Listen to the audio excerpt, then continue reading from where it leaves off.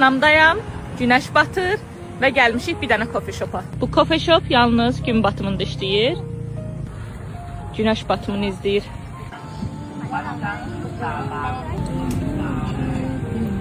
Hər kəs oturur coffee shop'da, meymunları yemləyir. Yiy qadanam, yiy. Oy, iç coffee iç. Duyan kokonatını içti. 看一下小猴哥。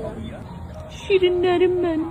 Burada çal mango yeyirlər. Bunu belə xüsusi bir şey var. Ona batırırlar. Acı bir sos. Böyle.